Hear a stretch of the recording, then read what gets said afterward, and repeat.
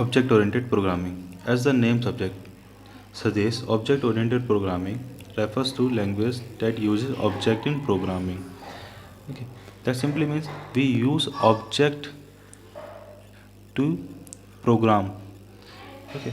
Object oriented programming aims to implement real world entities like inheritance, hiding, polymorphism. It is in programming. The main aim of OOPS is to bind together data and the function that operate on them so that no other part of the code can access this data except that functions. In board, every year has two number of questions. Write the two features or concept of object-oriented programming.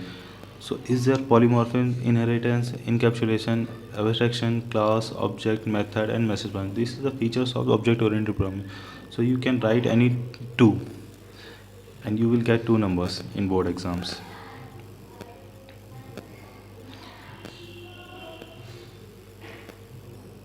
Polymorphism. The process of representing one form in multiple forms is known as polymorphism. Polymorphism lets to perform a single action in different ways, allow us to define one interface and have multiple implementations. We can create function or reference variables which behave differently in different programming contexts. Polymorphism means many forms. Suppose you are in class. That time you have that time you behave like a student. When you are in market, that time you behave like a customer. When you are at home, you behave like a son or daughter. Here one person can different behaviors. So you can see in this programming we define a public class sum and we define function overload sum. This is the function and you can check overload function. Define this is the overload function.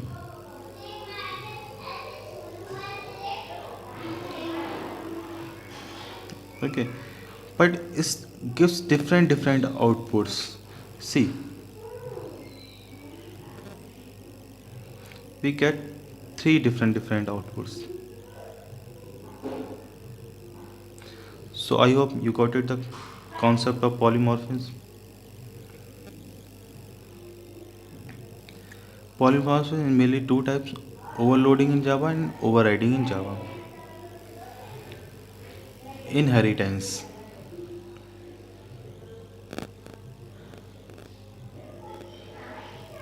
Inheritance is a process of obtaining the data members and methods from one class to another class. Plus can say have its own is known as inheritance. It is one of the fundamental feature of object oriented programming. Inheritance is a relationship between a superclass and its subclasses. Superclass, what is superclass? The class whose feature is are inherited is known as superclass. And subclass, the class that inherits the other class is known as a subclass or a driver class, extend class or a child class. The real life example of inheritance is child and parent. All the properties of father are inherited by his son.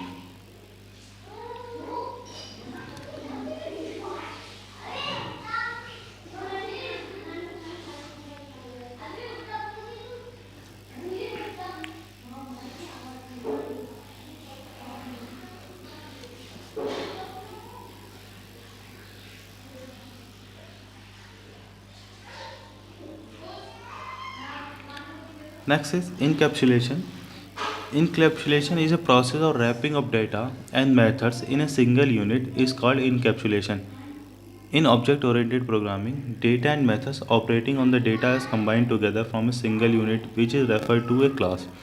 Encapsulation is the mechanism that binds together code and the data it manipulates and keep both safe from outside interfaces and misuse. One way to think about encapsulation is as a protective wrapper that prevents the code and data from being abnormal accessed by the other code defined outside the wrapper. Real world example capsule. It is wrapped with different medicines in a capsule. All medicines in capsules encapsulate inside a capsule. In a Java class is an example of encapsulation. Java Bean is fully encapsulated class because all the data members are private here.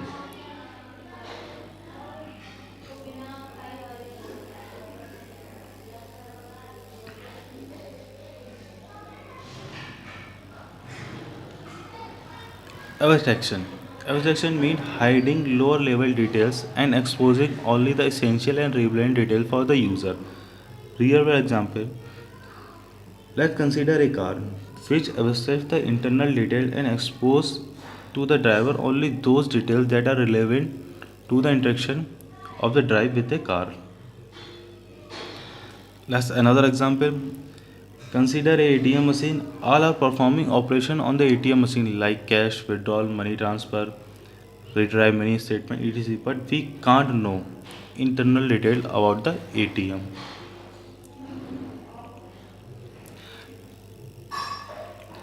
Let's take another example. We never buy a device, but always buy something more specific. iPhone, Nokia phone, and etc. These are concrete things. The device is abstract.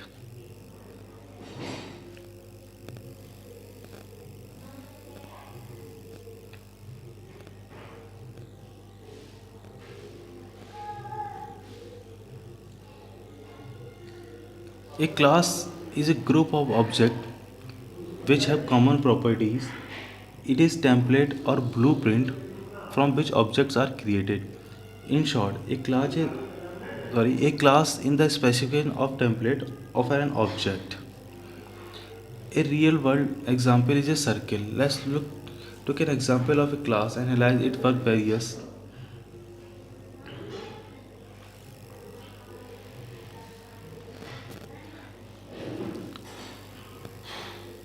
object.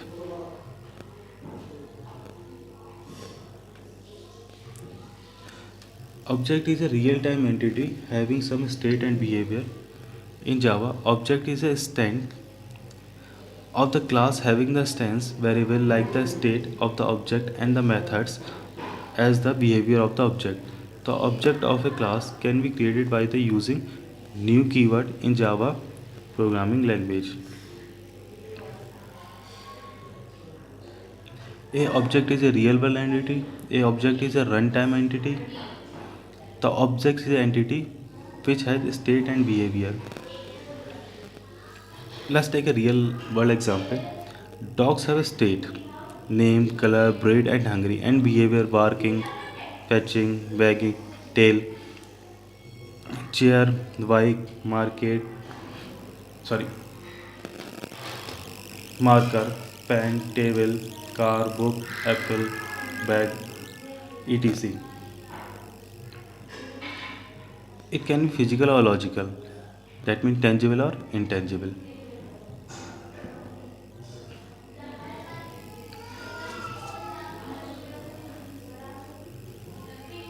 You can see in figure identity, name of dog, state, attributes, breed, age, and color.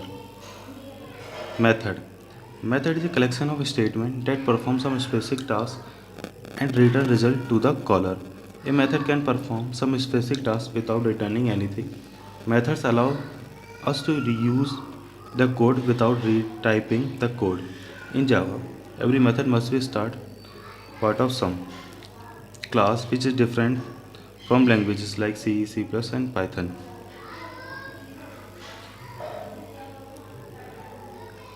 Access modifiers defines access type of the method, that is from where it can be accessed in your application. Public accessible in all class in your application. Protected accessible within the package in which it is defined. Private accessible only within the class in which it's defined. Default accessible within same class and packages within its defined.